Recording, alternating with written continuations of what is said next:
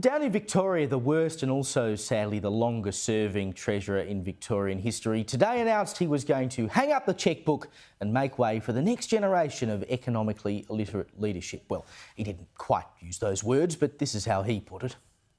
I will be resigning, both as the Treasurer and a member of Cabinet, and also resigning as the member for Werribee.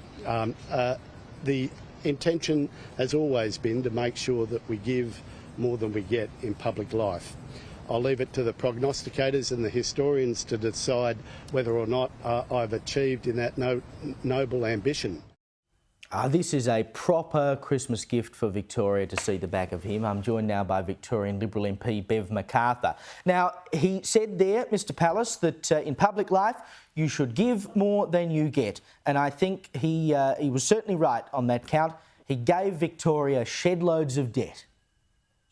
Absolutely, Caleb. He's presided over the most disgraceful taxing situation. We've got 56 new or increased taxes under his jurisdiction. And one of the taxes which is not often talked about is the land tax that AusNet pay. And this goes to everybody's electricity bill. Now, AusNet are paying 5% of the land tax bill of Victoria on the easements of transmission lines. Now, there's no wonder this government want to build new transmission lines on non-public land, because, of course, they don't get any tax off their own land, so they want it on private land where they can get an easement tax out of AusNet. And this is an extraordinary situation. 256 billion they're collecting, 5% of the land tax in Victoria from transmission lines effectively. And that's why we don't need above-ground transmission lines at the rate this government wants to roll them out. It's appalling. I even discovered in the local government inquiry that they slapped a jab tax on councils. Now, all the councils that roll out a vaccination program are going to have to pay $6,000 for an administration fee and $2 per jab.